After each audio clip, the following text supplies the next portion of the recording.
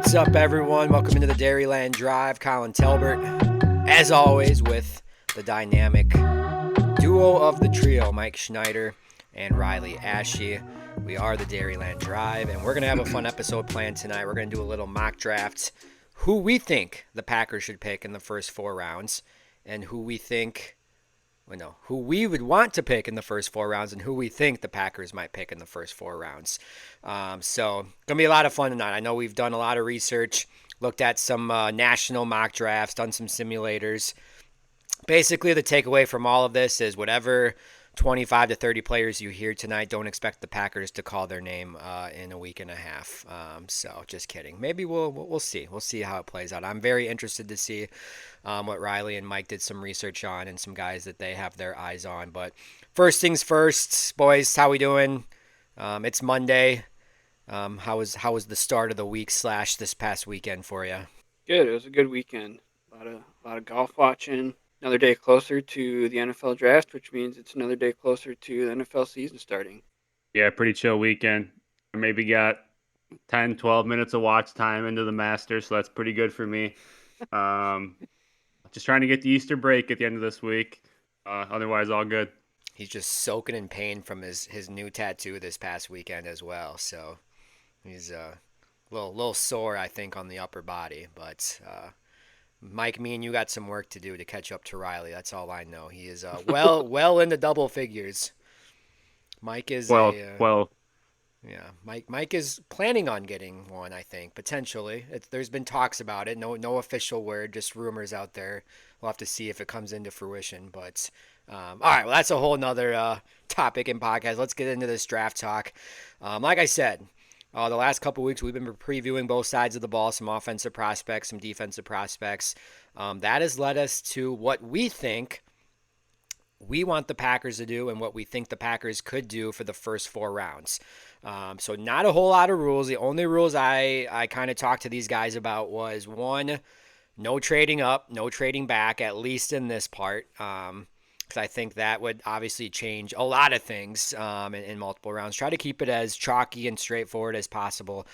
So what I mean by that, literally, who's going to be at 23, who's going to be at 54, who's going to be at 87, and who's going to be at 124. So it can be the same players they think they like and the Packers want to pick, or it can be completely different players. But we'll kind of jump right into that as well. So let's start in the first rounds. I just kind of want to preface this a little bit because I do think there is a pretty kind of clear set criteria that Goody has looked for since he's been general manager and been in charge of taking drafts. First round picks under Goody. This is typically what he goes. Again, not every single player has gone this route, but typically it's a premier position. What is a premier position for the Packers? Well, typically it's quarterback, offensive tackle, defensive tackle, edge, and corner. Those are typically the 5 positions that Goody looks at as premier. You can probably cross out quarterback. I would not think they would draft a quarterback in the first or second round, but of course we did not think they would draft a quarterback in the first round a few years ago. But that's one, the premier position for the Packers. Typically, they have to play at a Power 5 conference. That's usually a big one. Again, not every single one has been, but he likes his Power 5 guys. The Big 12, ACC, Big 10, SEC, and Pac-12, I think, are those criteria. Again, it's not every single draft pick, but a majority of them kind of fall into that. He likes 21 years or younger. Typically, 22 is usually the big cutoff, at least in the first couple rounds. But he likes those young guys that he likes to get in there and kind of develop and kind of see their potential. RAS score, we're going to talk about that a lot. 8.0 or above typically is what he likes to go for. Top 50 on the overall consensus board. I know every draft expert has their own consensus board of who their top guys are. But if you put all of them together, typically he does go off that top 50 board. So with saying that, and again, these guys might have a few more. Let's start with what you would do if you were the Packers, if you were in Goody's shoes, not what you think. We'll save that for a second. If you were the Packers, who would you take at 23? We'll start with Riley. If you're GM, you're on the clock. What name are you submitting to be called for the green and gold? So what I'm doing, if I am Obviously, picking my own team off of what the Packers need.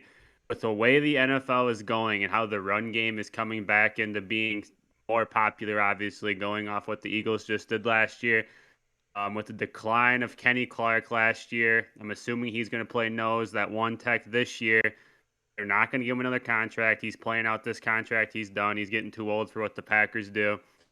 I'm going to go with Kenneth Grant, the defensive tackle that we talked about last week out of Michigan. 6'4", 330. Obviously a run stuffer in college. Extremely raw. Like, he's even come out in interviews, talked about, like, pass rush wise, he has no idea what he's doing. But he had, I think, 3 or 4 sacks last year. So his upside, his explosion for being 330 pounds is crazy. I think you have to look at the blueprint the Eagles are putting out for you and how important their defensive line is, especially interior. And also, just kind of like what Colin said, it's like I don't know what edge is going to be there. And some of the edges we've talked about in previous episodes, there's no production there. So for me, I just don't like it. So if there's a defensive lineman that you can hit on, this is the guy I would take that I think has a pretty good shot of being there. So Kenneth Grant, defensive tackle out of Michigan. Yeah, I was kind of surprised going through my mock drafts how often Kenneth Grant was still available at 23 in those mock drafts. Um, that kind of surprised me, honestly. I thought the consensus would be that he'd be going sooner than that. Um, so I did have him as my first choice in one of my drafts as well, but just for the sake of being different, a different one I had was Derek Harmon, the D tackle out of Oregon. I've we've all talked, and I have specifically about how the first pick I want them to have is a defensive tackle for all the reasons that Riley just talked about. Harmon, we talked about this before, 6'4", 313. His last year, he had 5 sacks, 39 hurries. Um, can really get up the field and kind of is just like that get in the gap, get up the field kind of D tackle that Halfley likes to deploy in his scheme. So if it's not Kenneth Grant, if he's not there, and Derek Harmon is, that would be my preferred pick. All right. Well, it's going to be a clean sweep on the interior because I as well had my pick as Kenneth Grant if I was at 23. So I love him. I think he checks so many boxes, and he's exactly what the Packers need. And like Riley mentioned, I like how stout he is against the run. He's just a big 6'3", 331. He's only 21 years old, so you have obviously the potential that we can get to 22 on the consensus big board, so he fits a lot of those checklists. Um, in the past 2 seasons, PFF, which is a big kind of rating tool I know that is used in football, run grade of 80.3, pass rush grade of 76.9. So Riley even talked about he's still got a lot of potential and very raw, but like just having that rating and like just showing where he's at right now, I think even makes you more excited. Um, the RAS too. So it is a 717, but when he's bumped, at to a nose compared to like the tackle, it's an 834. So like that just kind of shows his athleticism to when he is really on the interior. Um, yeah, I mean, I think he could play with all those guys. I think he could replace Kenny Clark, play with Kenny Clark. He can play with those other rotational guys as well. Will he be there? We shall see. I hope he's there because, like I said, I think he checks off a ton of boxes, and I think Kenneth Grant would be a day one starter and make that defensive line better. So, all right. Funny, I did not see that coming, but that is kind of how the cards were, I guess, Wow. laid out. So I'll just we'll kind of like snake draft this into means. I'm going to start off this what I think the Packers will do. And then we'll go to Mike, and then we'll go to Riley. So this is the first one is what we would do if we were the Packers. This is what we think from the outside looking in the Packers are going to do. And again, I think this is contingent on a couple things. If either of these two guys fall to 23, 100% the Packers are going to draft him because it is exactly what Goody wants to do. It is Mykel Williams, and it's going to be Shamar Stewart. And Shamar Stewart's he's my guy who I think the Packers will pick just because he just screams everything that Goody like thinks the Packers need or wants to draft. He's a project. He's like an alien athlete. I will give him that. The dude is a freak athlete. Like, he is big and powerful and fast, but no, the college production wasn't there. This is 100% like a Lucas Van Ness kind of pick of like, what do you see his potential being in 2 years? And that's what Goody likes. That's, for some reason, he likes to draft those younger guys and see what the potential is. 6'5", 267, only 21 years old. Again, my thing is he's 15th on the consensus big board. Does he go in the top 15, or do guys also see the same thing of like, is there just too much raw potential in other teams like that college production? A 4.59 40-inch vertical, that is insane. I know edge is usually like the best athletes on the football field. 34 and .25 arms. He's good against the run, and I think he's got a lot of potential to be a pass rusher, but again, you just don't know. Lucas Van Ness had a lot of potential maybe to be a good pass rusher, and it hasn't showed. So this is a roll of the dice, but I do think he checks a lot of at least like the athletic profile and physical profile that the Packers like and what they want and what Goody wants, I think, on the edge. I don't know if Halfley wants that. But in my mind, I am almost like 95% certain if either one of those two edge rushers fall to 23, I think the Packers take them because I just think they just scream Packers in terms of like athleticism. So my pick of what I think the Packers are going to do at 23 is edge rusher Shamar Stewart from Texas A&M. All right, so I went a completely different way. Um, we've heard Goody talk about how he feels good about the guys that he currently has on the line, and right now all we can do is take him at his word. Who knows if that means like he's just gonna stick with what he has? Maybe it doesn't mean that he won't get somebody else in the draft. But so I went just kind of prefacing this. I was kind of surprised that this one guy, Emeka Buka, wide receiver. The mock drafts I went through, I was kind of surprised how often he was still available and even into the second round. Oftentimes, I want to say this will be the year that they finally take a receiver. However, I I I see Goody waiting until the second again to take a wide receiver. That's just kind of been their honey hole for taking a receiver.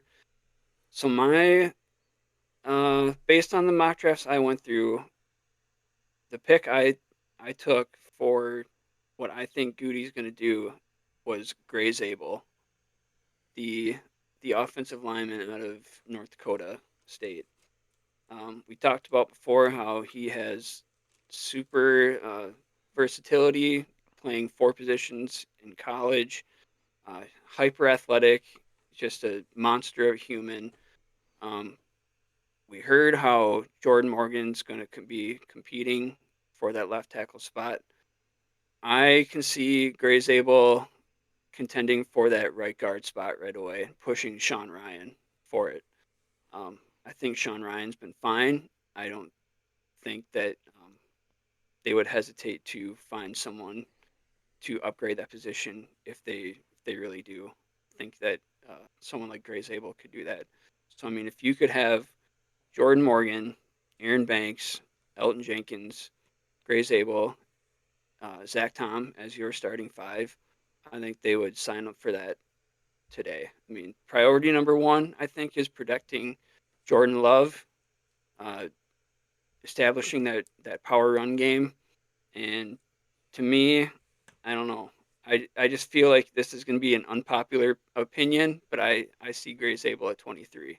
Yeah, I kind of same exact thoughts as Mike. I'm going the same way. My two were gonna come down to Gray Zabel or Josh Simmons, and I'm gonna go with Joshua Simmons, the tackle guard, whatever you want to call him, out of Ohio State. They brought him in for a visit, but the same thing. I just think this is the spot they need to replace. We've talked about in previous episodes the contracts of Rasheed Walker, Sean Ryan are coming up. They're going to have to make a decision. I don't think they want to pay either of them. So Jordan Morgan getting a shot at left tackle, bring in somebody that they can plug in at right guard and compete. And obviously, if he takes the job, he takes the job. So whether it's Simmons or, like Mike said, Zabel, I think they both have a real shot of showing up and taking that job. And also, it's what if Jordan Morgan doesn't figure out left tackle? He can't do it. I mean, both of these guys have experience at tackle, so maybe one of them can do it too. Left tackle, I mean, Zach Tom, you got. But if you can get a stud left tackle, you just got that versatility. Get more people in your room that could be that guy. I just think that's what they're gonna. Goody would do. He prioritizes offensive line, like Mike just said. Keeping Jordan Love healthy is job number one. So yeah, I don't know. I don't really know if I like it, but I think I've talked about this the last month. I've convinced myself that we're figuring out a starting offensive lineman is where they're going to go in the draft. Okay, so that was our first round picks of what we would do, and then finally what we think the Packers are going to do. So a couple offensive linemen from Riley and Mike. I thought they go edge, and again, I agree with you too. I just think if any of those edge guys are there, I think they're going to be high up on Goody's board. But I think there's also a really good chance that they aren't, and I could see them picking an offensive lineman and being a very unpopular pick, but a pick that they would need and make them better. So, I all right, let's go right I into the hope to second God Shamar Stewart's gone. round. I hate Shamar Stewart. I'm going to be so depressed if And they pick him. you hating Shamar Stewart makes me believe that Goody loves him, just solely for that fact. This Because hasn't you just guys have hasn't done anything. I get he's a freak athlete, but geez, just turn on the games. He doesn't do anything. all right, let's go to the second round. We're going to start the same thing of what your pick would be. I will start, and then we'll go to either one of you two. I have fallen in love with this guy. This is my wide receiver pick, and I'm interested to see if you guys have the same one. Jaden Higgins from Iowa State. I know I talked about him a couple weeks ago in the offensive prospect breakdown, but I think he fits so many boxes of the size, speed, athleticism, very good hands. The one thing that he doesn't do is drop the ball. What did the Packers do last year? They dropped the ball. This guy is a possession receiver, but he can also be a threat down the field. Big target to throw at, ran a 4.47. He's 22 years old, 9.61 RAS, so an elite athlete. He had production in college. So in 3 college seasons, 198 receptions, over 2,900 yards, 25 touchdowns. So pretty solid production. The interesting thing is some of the comps that I saw with him is almost like a rich man's Alan Lazard. Because he is like a bigger physical guy and can block, and he isn't afraid, and bigger than a lot of corners, but he's just kind of like sneaky fast and sneaky good downfield. So that's kind of what Jaden Higgins has been compared to, and I think it's interesting because I think he could fill that Christian Watson role.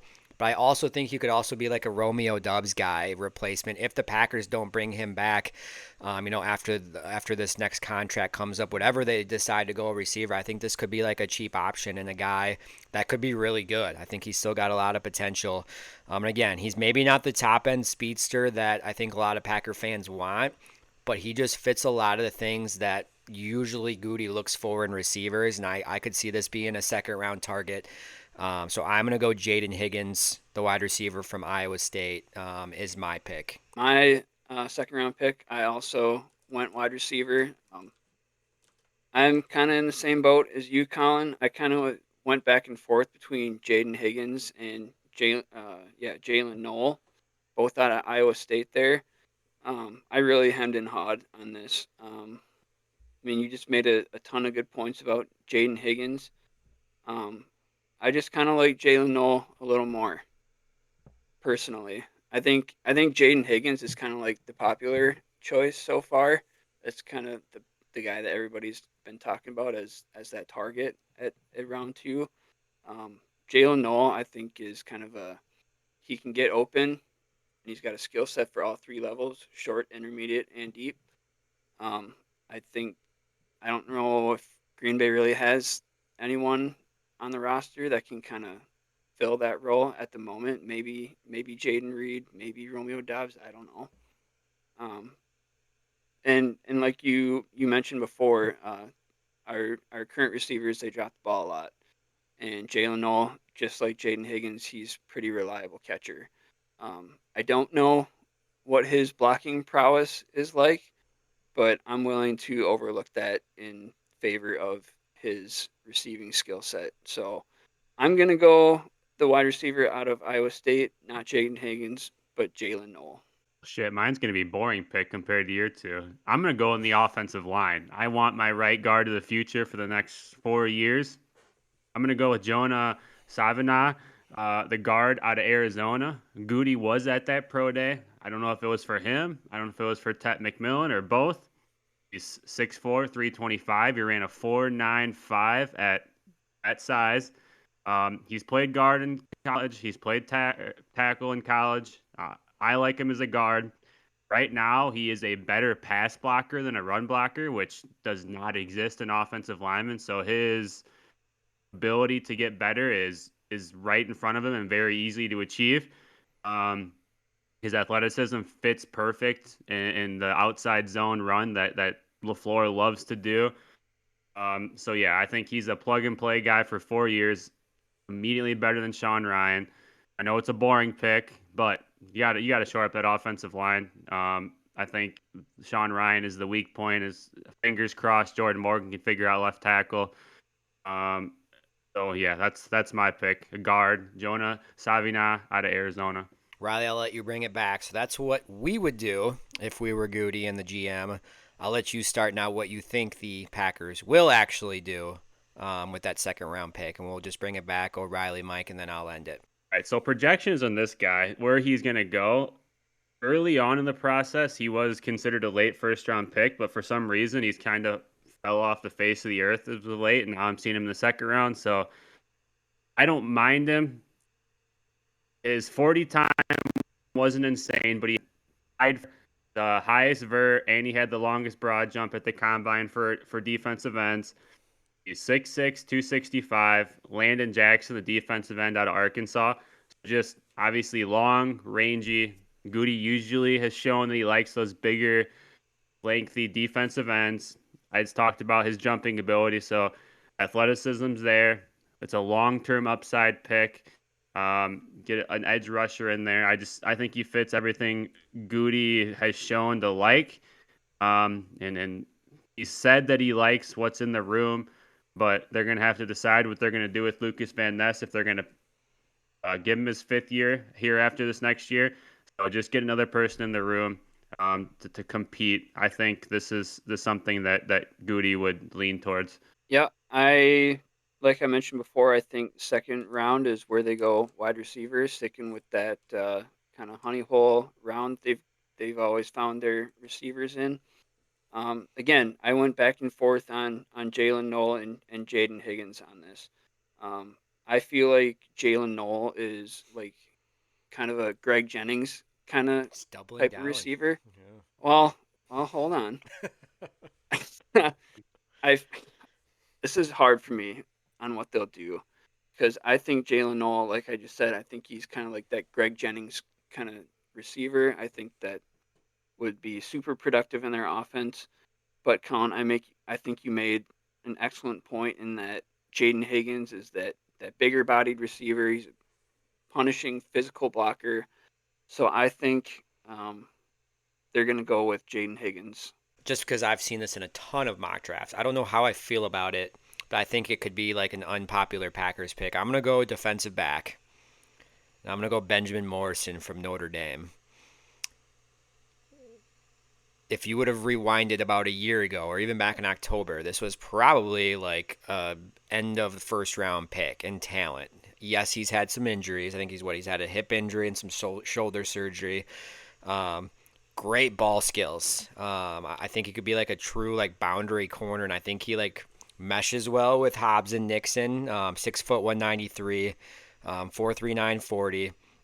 He's pretty good against man. If you remember the college football, or I don't even know if it's a football player for a regular season game, he went toe to toe with Marvin Harrison Jr. and I want to say shut him down, but stood his ground for sure. So I think the potential is there, and he can be really good. I think he's just kind of gotten forgotten about, but I think he's a guy that I would not be surprised if an unknown guy like this or doesn't get as talked about as much. Again, we'll see where the injury concerns are. I think he did do like a workout with teams last month. That would certainly play a factor if he is healthy, if he is ready. He says he is, but he's been productive at a Power 5 level. I mean, Notre Dame plays a lot of really good teams. 45 completion rate against him, 45% completion rate. He had 9 interceptions, 12 PBUs, held opposing quarterbacks to 44.1 passer rating, and he's not playing mid-major schools. Like, they play a pretty high-level roster and, make runs at the college football playoffs. So, and again, I mentioned when he went up against Marvin Harrison Jr., so I think there's a lot there to work with, and I think he can play at a high level. I think he could battle for like that number 2, number 3 spot. No, he's not your true number 1, but I don't know if the Packers need a true number 1 just with like the bodies that they have in the locker room right now at corner with Hobbs and with Nixon and even Valentine. So I'm gonna go with Benjamin Morrison as my number 54 pick in the second round for the Packers. I'll bring it back to you guys. We'll go to the third round, pick number 87. What we would do, the three of us, the Dairyland Drive boys, if we were Goody sitting in that big chair, maybe even taking the name to the draft stage ourselves. I don't know. All right, so I'm going to stick with Iowa State. Mike talked about this guy a lot in the defensive breakdown. I'm going to go cornerback, Darian Porter, as my third round pick if I was the GM of the Packers. One, will he be there in the third round? I saw a lot of mixed bag. I saw some mock drafts that he was there in the third round. I saw some mock drafts that he was picked as early as the second round. 6'3", 195. Mike had mentioned a couple weeks ago, excellent on special teams. He's a guy that could come in day one and be a big contributor on special teams. Had 4 blocked punts, 1 blocked field goal at Iowa State. He's still kind of learning the position, moved from wide receiver to corner. So really his first true, first season starting at corner, just gave up 5 of 17 passing for 70 yards and 203 coverage snaps. 0 touchdowns, 3 interceptions, a 4.7 passer rating, which last I checked, pretty good. And the big thing is his speed is top end. 4.30 at the combine, third fastest of any position, elite athlete, long arms. I think he just checks a lot of physical profile boxes for the Packers. Only downside I didn't really like about him, he is 24, so he is a little older for like what the Packers typically like to do. But I do think he's a guy that could play day one special teams and yes, still have a role on the defense where I think he could still find a role and still like be a contributor right away. That maybe kind of takes that off the plate of how old he is. So if I was GM, my third round pick at number 87 would be corner Darian Porter from Iowa State. Mike. All right, my third round pick, if I were Goody, I would take Terrence Ferguson, tight end out of Oregon, at 87. 6'5", 247, 9.32 RAS. I think we've all kind of given up on Luke Musgrave after 2 years already. I think Terrence Ferguson, maybe not this year. This year maybe more of a special teams player, but depending on how he can develop, how quickly he can develop, he can kind of take that Luke Musgrave role of finding the seams, catching those balls over the seams down the middle. Huge guy, like I said, 6'5", 247. Is a pretty decent blocker actually. So he's already got that up on Musgrave. We know Musgrave hasn't exactly shown to be a great blocker so far. Yeah, I mean, super athletic, and I think Terrence Ferguson would be a great pick at 87. All right. I fell in love with this guy last week going through all the defensive prospects, and I kind of talked about it. With my third round pick, if I was in charge, I'm going to take Danny Stutzman. I am not a huge Quay Walker guy. I think he's obviously a freak athlete, but just has no natural linebacker instincts, which is where my issues with Goody kind of go. He just, like we've talked about, he drafts all these freak athletes, but like I don't know, football sense to me is a thing that doesn't measure with athleticism, and it's where he misses sometimes when he does miss, but when he hits, obviously he hits big. But Stutzman, he's a mid 4.5 40 guy. He had 378 tackles in his career. Elite run stuffer, elite blitzer. Um, potential cheap replacement for Quay Walker. If you decide after this year not to pick up his 5th year option, just let him walk out the door, wipe your hands, whatever. So that is what I would do. I would take Danny Stutzman, bring him in for a year, special teams, obviously, and then if you want to move on from Quay, you can. You got a cheap replacement that you can plug and play. Great leadership. He was like a 3-year captain at Oklahoma. A lot of experience. Downside, obviously, he's a little bit older, but that's who I would take if I was the Packers. All right, we'll start her back up here. If we were thinking of what the Packers will do, I'll just start it up. We'll do the same order. So third round pick, what you think Goody and the Packers will do at number 87. I think this is where the Packers will get their wide receiver. And I'm going to go with Jalen Royals from Utah State. Um, 3-level threat. I think he can line up wide, line up in the slot. 4'4", 240, so he's 6', 200. A lot of production. So looking back at 2023, 71 catches, over 1,000 yards. Set a program record for receiving touchdowns in a season 15. The crazy thing, 2024, he had a season-ending ankle injury, but in 7 games, he still had 55 catches, almost 1,000 yards, and 6 touchdowns. So still super productive. He was pretty much Utah State's offense. What I like about him, dude was a former 0-star recruit. So just a complete unknown guy. So he just plays with a chip on his shoulder. He's a very good blocker. He always just has a motor and always has something to prove. He's a yak threat for sure. Yards after catch, 17 missed tackles, 436 yards after. Just very twitchy, very explosive. Former track athlete. So I think just a lot of these things align with kind of an unknown, if you want to say mid-major, but Utah State. I think this could be a guy that if you hear his name, you're like, who the heck is that? But then maybe you start putting the tape on and looking at some of his film and seeing some of his production and stats. I think Jalen Royals is a guy that Goody could fall in love with and be there at 87 for the Packers pick. So that's who I'm going to go with. All right. So last year, Goody Kuntz kind of made an effort to kind of replenish the safety position, right? I don't know if it's quite, if there's a position quite as needy as what they needed at safety last year. I kind of am leaning, even though they signed Nate Hobbs, Jair is still technically on the roster. We don't know what he's exactly going to happen with him yet. I think we're still anticipating he won't be around. I just feel like he's gonna double up on corners, which is giving you a little foreshadowing to what my 4th round pick is going to be in terms of what I think Goody will do. So here in round 3, I think he will go with Dorian Strong, corner out of Virginia Tech.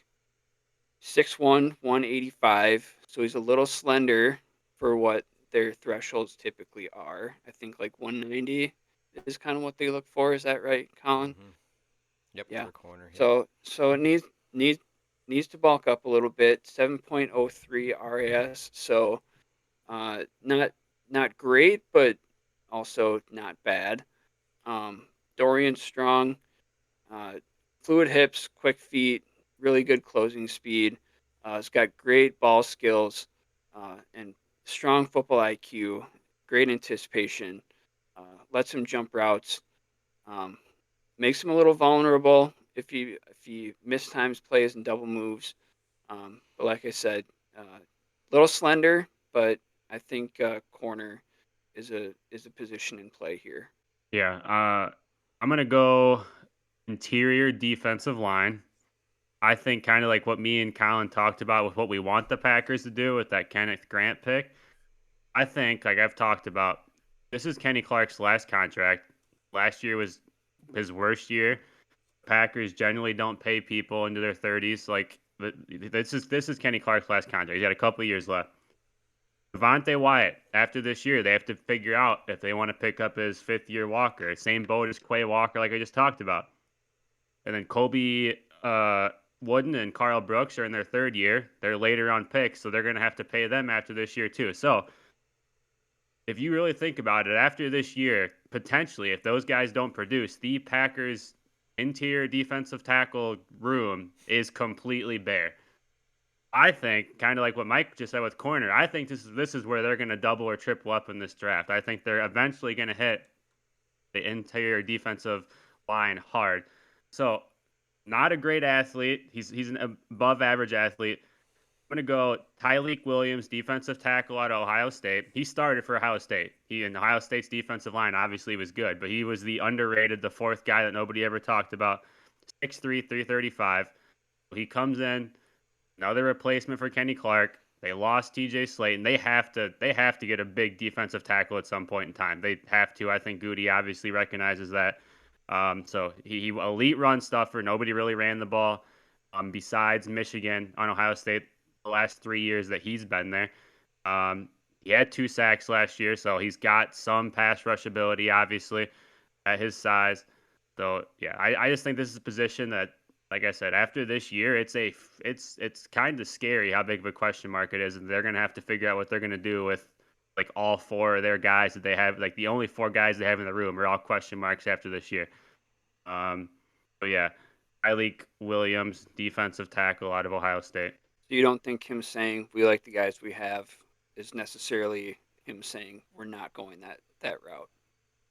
No, I think Goody is talking solely. I think he thinks he's smarter than everybody else, which is fine. It's his job. I think he's solely talking about the edges. I think he thinks people are dumb and don't even consider defensive tackle as pass rushers. So when people question that, I don't even think he considers that group. I think he's talking solely on Lucas Van Ness and Rashawn Gary because they're his picks that, depending on who you talked about, have they panned out or not? I don't, obviously. So that's 2 of the picks that could make him look potentially stupid. And they obviously just paid Gary a couple of years ago, and he kind of has not kept going up in the way they thought he was going to. So I think he's talking about the edge room every time he says that.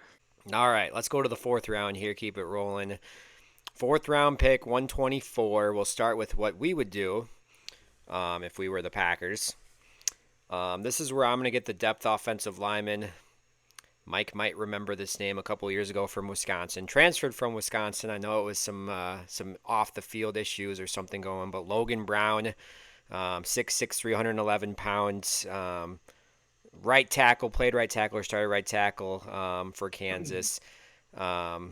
Very good athlete, a 9.50 RAS, which is very good for an offensive lineman.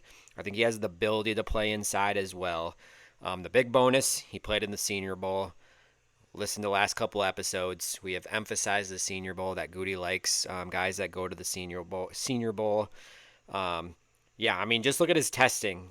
The 90th percentile or better for tackles in the vertical, the broad jump, the 10-yard split, as well as the short shuttle. Those are all very important drills that the Packers like to pay attention to.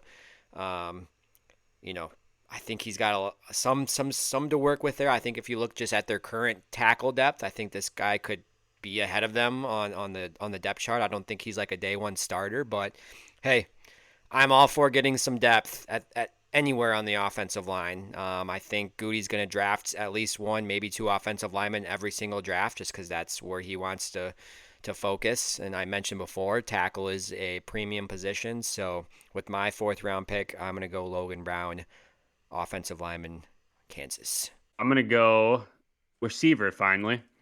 I thought took me forever. The 4th, I mean, I don't know. We have no idea who's going to be there, obviously. So this is whatever, but this is where I took my Romeo Doubs replacement because I don't, obviously another guy they're going to have to figure out this year if they're going to bring him back or not. So I'm going to go Torrey Horton, wide receiver out of Colorado State. He is your prototypical X. Like I said, he would step right in, hopefully, best case scenario, behind, and just sit there this year, play sparingly, but eventually take over for Romeo Doubs. Was super productive his junior year at Colorado State. over 100 receptions, 6'3", 200 pounds, ran a low 4.40, so he has all the size, athletic measurables. I mean, he was just the guy. He was by himself, and he still produced. This last year, he got hurt. That's why his numbers were down. Obviously, at Colorado State, he didn't play the best competition, but 2 years ago when they played Colorado, I think Travis Hunter's a unicorn, and he got open against Travis Hunter.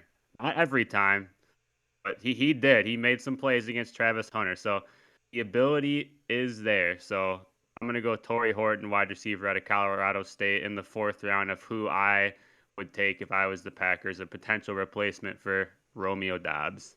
All right, so my fourth round pick is actually one of my draft crushes. Honestly, going through multiple mock drafts, I was kind of surprised that this guy was still available at this spot pretty much every time.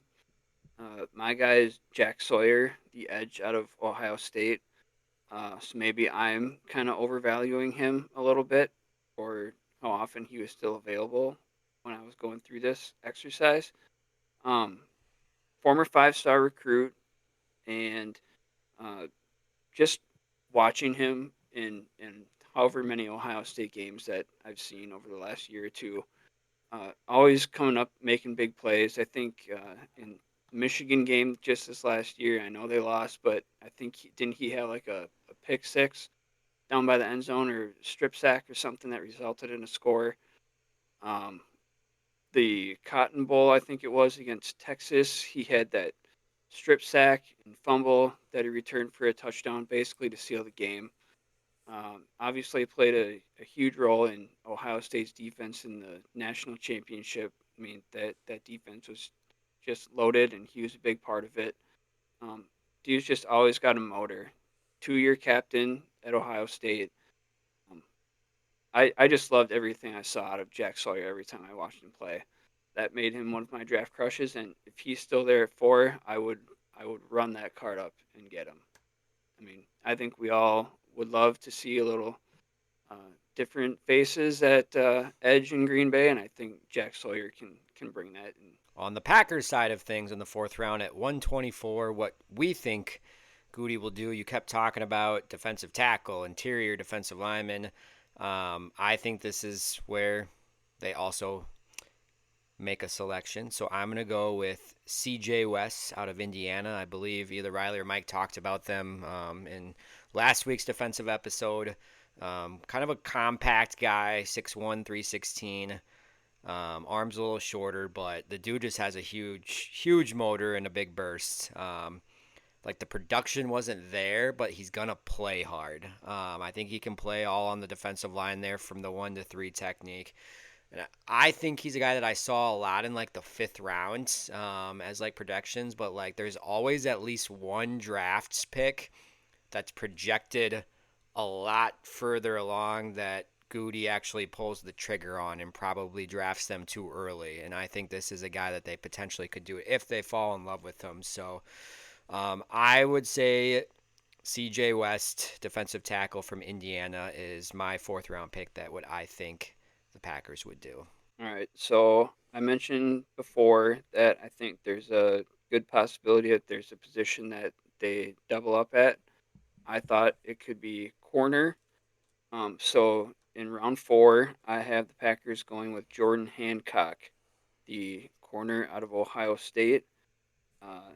6 foot, 195, so falls within their preferred thresholds for size. 9.82 RAS, so very athletic. Um, Excels in both man and zone. One of the things that really drew me to him was that he shows a willingness to tackle out at corner.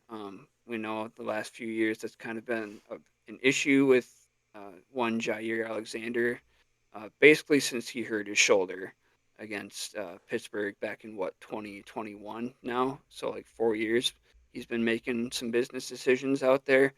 Um, I like to see uh, Keyshawn, and we saw Carrington Valentine mixing it up out there in the Bears game, forcing a fumble. I like the corners who can go out and tackle.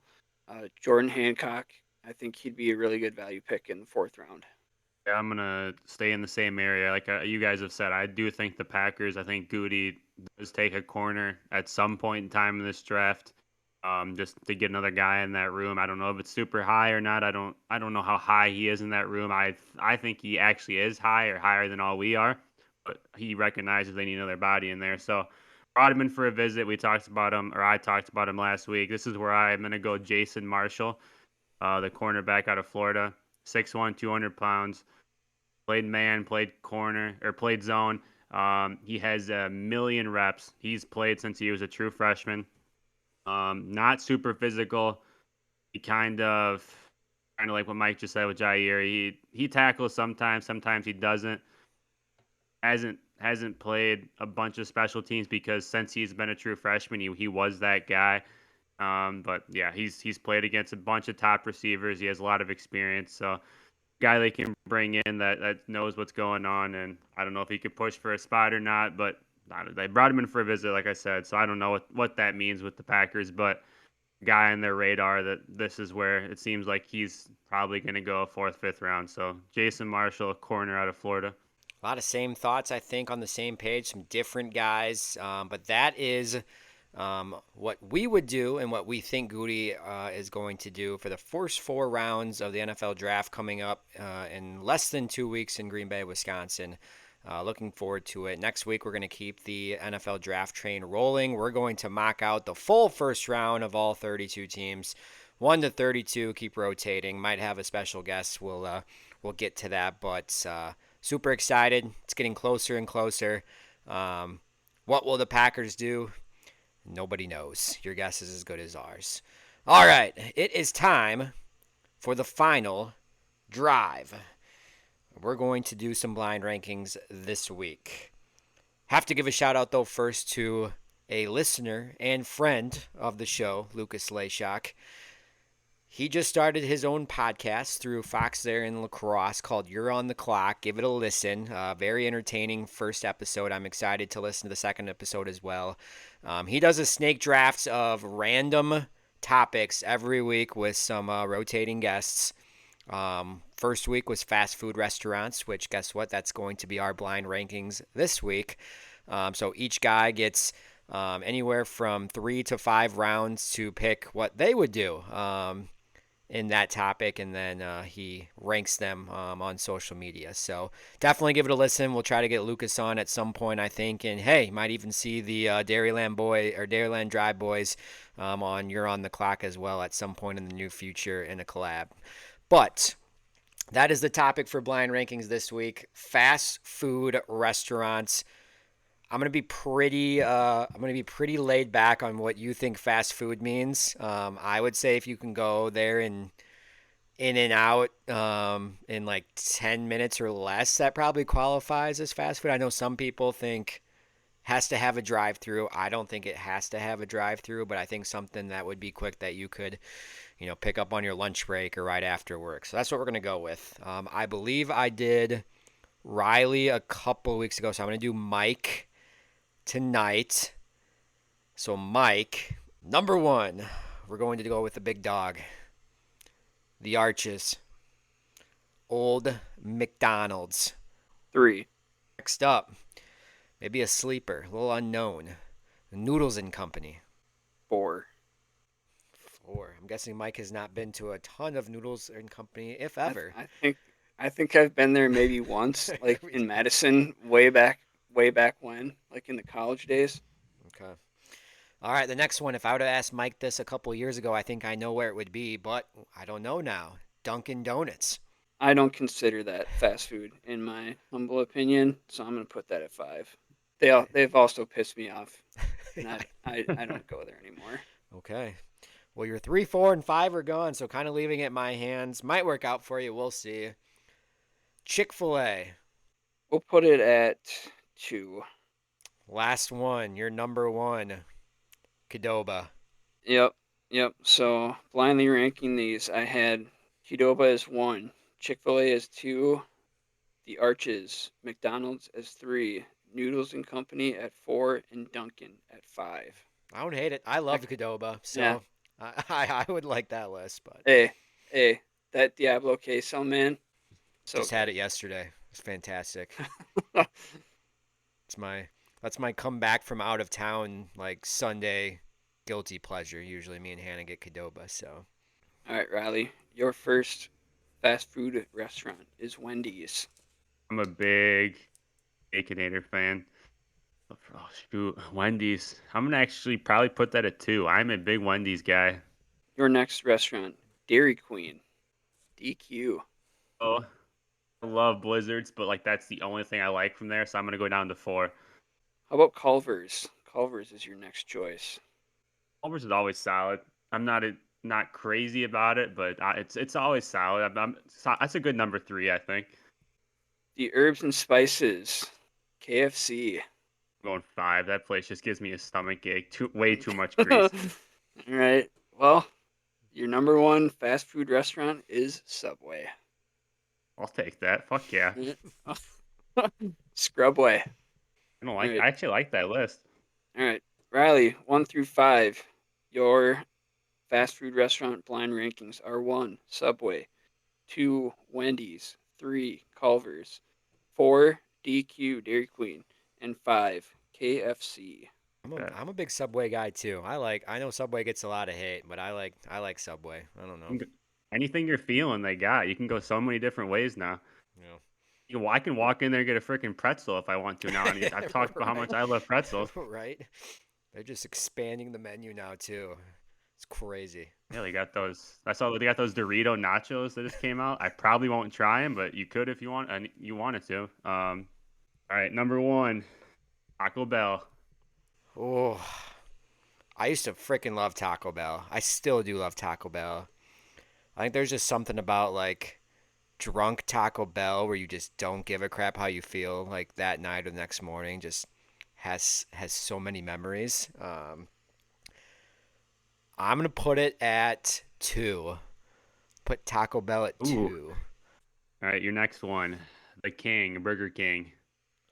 I don't know. I think I'm honestly comfortable putting them at 5. I think I'd put Burger King at 5. We could go in the sandwich area now. We're gonna go Jimmy John's for your third option.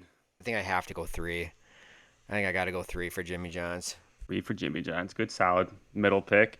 All right, my number 4. Going chicken side now. We're gonna go Popeyes. 1, hands down. 1. They have the best spicy chicken sandwich in the game. I don't care. I don't care what you say. Chick-fil-A's got good chicken, maybe better menu overall, but Popeyes has the best spicy chicken sandwich. All right, my last option. My favorite fast food place, Panda Express. Yeah, I probably would have put them up at like 2 if I could have done that over again and rotated right town. But yeah, Popeyes 1, Taco Bell 2, Jimmy John's 3, Panda Express 4, Burger King 5. Not my favorite list of all of them so far, but like a solid number 1. All right, well that's our blind rankings for the week.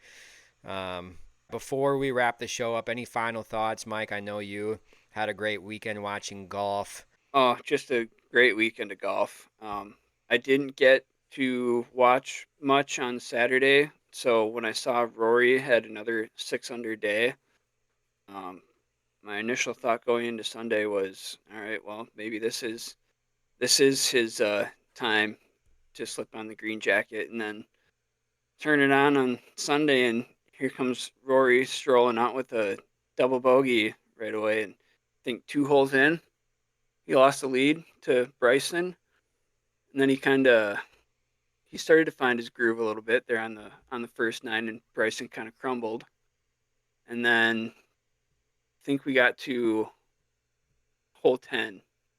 I don't remember what he did, but I remember my mom texted me, and she said, I don't remember what she said, but I said, as long as Rory doesn't make any crucial mistakes, I think he's got it wrapped up, because I think he had a 4-stroke lead at the turn. Mm-hmm. So I mean, just par every hole, you're golden.